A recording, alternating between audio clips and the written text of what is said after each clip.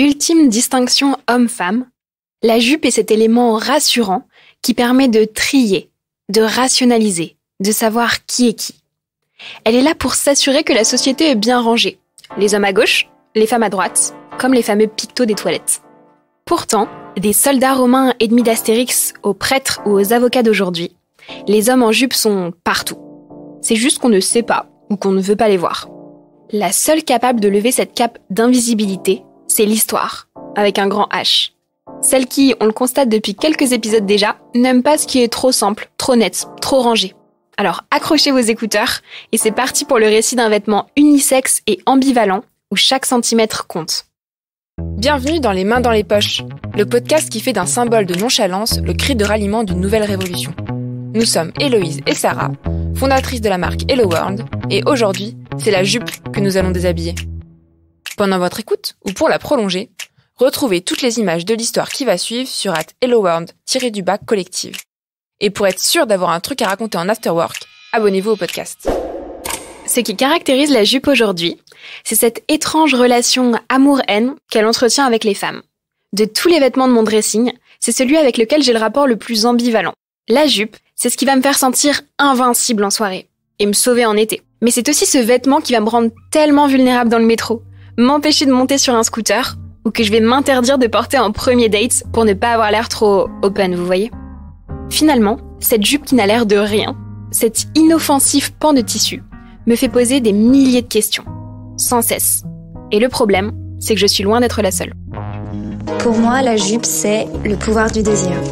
C'est de pouvoir montrer librement mon choix, même si je sais que ça peut attirer des mauvais regards. Au contraire, ça va encore plus me challenger sur le fait que j'ai encore plus envie de porter ma jupe et dire fuck aux conventions.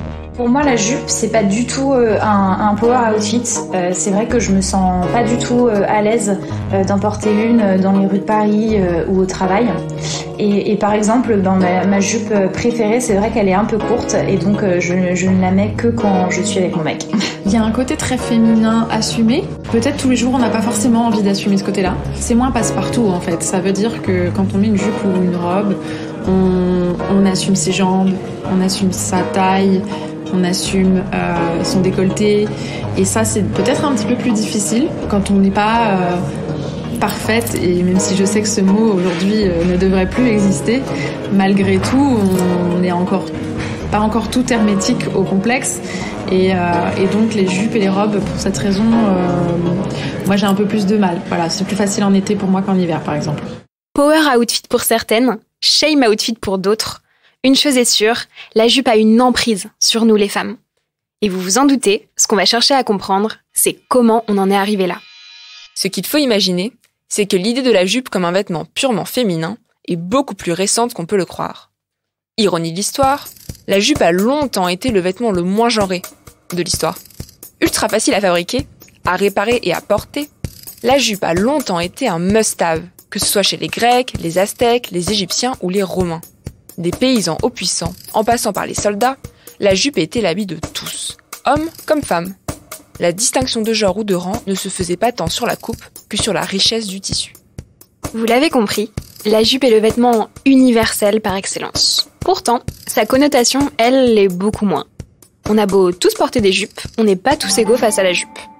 Chez les hommes, elle incarne connaissance, pouvoir et parfois même virilité. Notre exemple préféré, c'est sûrement celui des soldats romains entre le 1er et le 5e siècle, pour qui la jupe était l'habit de combat par excellence. Loin d'une arme de séduction, c'est une arme de dissuasion massive. Plus la jupe est courte et dévoile la musculature des jambes, plus le soldat est perçu comme puissant et sanguinaire. J'aimerais vous dire que pour les femmes, c'est la même chose. Que chaque centimètre de peau apparent est un signe de puissance.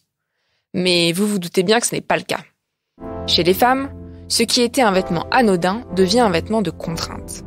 Un phénomène qui s'accentue dès le Moyen-Âge, où la jupe et sa cousine, la robe, sont des habits de contrôle, presque de domination. Elles entravent les mouvements, cachent les corps et surtout les modèles, selon les critères esthétiques de l'époque. Et surtout, contrainte ultime, elles étaient imposées aux femmes, tandis que les hommes pouvaient, en fonction de leurs activités, passer du pantalon à la jupe. On n'en a pas vraiment parlé, mais pendant que tout le monde se pavane en jupe brodée, le pantalon vit sa vie, tranquille. Sa naissance est un non-événement, un moment flou, presque obscur. En tout cas, impossible à dater. La rumeur dit qu'il a été créé pour monter à cheval, une activité typiquement masculine qui le réserve donc tout naturellement aux hommes. Mais certains, comme les Romains, le considèrent comme un habit vulgaire et barbare, refusant de l'adopter. Ce n'est que vers le XVIe siècle qu'il se démocratise vraiment en Europe. Mais on ne va pas s'éterniser sur le sujet, car la vraie rupture dans l'histoire de la jupe, ce n'est pas tant l'arrivée du pantalon que le jour où les hommes ont abandonné la jupe. Ce moment fatidique s'est produit entre le XVIIIe et le XIXe siècle. Si vous avez bien suivi les épisodes précédents, ça doit vous dire quelque chose. C'est ce moment où les hommes se sont déclarés rationnels et maîtres du monde, où ils ont choisi de s'habiller en conséquence. Spoiler alerte, cette période historique complètement folle est le sujet de notre prochain épisode. Si les hommes abandonnent la jupe, c'est pour 2 raisons. La première, c'est l'arrivée du tailoring, ce savoir-faire de confection qui va sortir le pantalon de son simple rôle fonctionnel, pour en faire un objet esthétique et désirable pour les hommes. Le pantalon n'est plus un vêtement barbare, n'en déplaise aux Romains. La deuxième raison à l'abandon de la jupe est plus émotionnelle, moins palpable. Le pantalon étant depuis toujours un vêtement réservé aux hommes, il devient ce qui définit la masculinité. Au même moment, la jupe prend, elle, toutes les valeurs de la féminité. Modestie, élégance, maternité. Le meilleur exemple de ce changement, c'est un événement en vogue au XIXe siècle, au croisement d'une gender reveal party américaine et d'une bar mitzvah. Ça s'appelle le breaching. C'est une cérémonie où un bébé devient officiellement un petit garçon quand il reçoit sa première paire de pantalons. Un moment hautement symbolique où le petit garçon sort officiellement des jupes rassurantes de sa mère pour aller conquérir le monde dans les pas de son père. C'est officiel. La jupe, et par extension le pantalon, deviennent le symbole d'une inégalité profonde entre les hommes et les femmes. Ce n'est pas un hasard si ces vêtements se retrouvent systématiquement au cœur des luttes pour les libertés. Les premières et les plus célèbres à s'emparer du sujet, ce sont les suffragettes, qui vont militer pour libérer les femmes de l'étau de plus en plus étouffant de la jupe. Pour cela, elles vont coudre ce qu'elles appellent des jupes-culottes, soit, en réalité, des pantalons tellement amples qu'ils ressemblent à des jupes. Le scandale éclate, mais la ruse fonctionne. Les femmes ont fait un pas de plus vers l'égalité vestimentaire. Aujourd'hui, ce problème semble à première vue résolu. Même si les stigmates autour de la jupe persistent, on peut osciller selon nos humeurs entre jupe et pantalon, en tout cas en Occident. Finalement, les vrais perdants de l'histoire que l'on vient de raconter, ce sont les hommes, qui semblent avoir perdu éternellement, pour toujours, le droit de porter la jupe. Alors bien sûr, il y a des exceptions, mais pour porter la jupe et la robe, les hommes ont aujourd'hui besoin d'une excuse sociale. Oui, c'est un peu comme si un homme devait dire « Pousse, j'ai un métier de pouvoir et de tradition, je peux porter la jupe ». Exactement. Pour les hommes, porter des habits féminins, c'est malheureusement toujours perçu comme dégradant. Ça fait perdre en virilité. Alors qu'à l'inverse, les habits masculins permettent à celles qui les portent de s'élever socialement. Et le plus ironique dans l'histoire, c'est que là où le pantalon porté par une femme a perdu de sa force subversive, la jupe portée par un homme n'a jamais été aussi subversive. Je porte la jupe depuis 2018 parce que j'ai commencé à expérimenter, à mélanger des pièces masculines et féminines et les jupes sont restées. Elles me donnent un sens de liberté, je me sens carrément à l'aise, même si parfois c'est difficile, surtout dans la rue à cause des regards ou harcèlement, mais de toute façon je les aime bien. Quand je porte une jupe, je me sens assez bien en fait, j'ai l'impression de pouvoir vivre une autre expérience qui me permet de dégager une forme de féminité. C'est assez intéressant en tant qu'homme parce qu'on découvre une forme de restriction de mouvement, on n'a pas forcément des poches, on doit faire attention à comment on s'assied, mais on est aussi face à une forme de vulnérabilité qu'on connaît pas quand on est habitué à porter les pantalons. Et malheureusement, je le fais aussi rarement parce que le plus difficile, c'est de devoir affronter les regards insistants et souvent déplacés qui font sentir que en fait on n'est pas prêt pour ça malheureusement.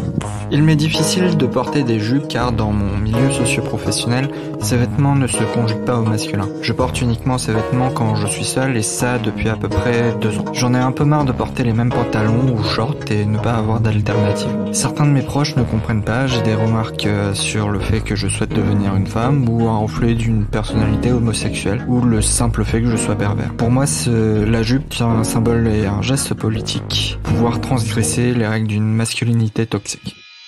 Ce que l'on retient de cette épopée de la jupe, c'est que c'est avant tout un vêtement ambivalent, habit de combat au sens guerrier comme au sens militant du terme, mais aussi habit d'espoir pour plus de tolérance et de respect.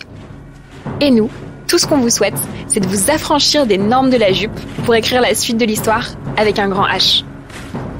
Notre conquête du monde les mains dans les poches continue sur Instagram. Rejoignez la révolution, réagissez et posez toutes vos questions sur @helloworld_collective. Ce podcast a été conçu en toute humilité. Nous ne sommes ni historiennes, ni sociologues du vêtement, mais nous y avons mis toute notre passion et nos nuits de sommeil dans le but de vous divertir et de vous donner envie de creuser plus loin.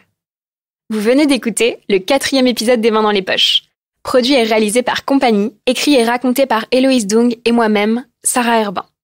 Retrouvez-nous la semaine prochaine pour un nouvel épisode sur vos applis de podcast préférés.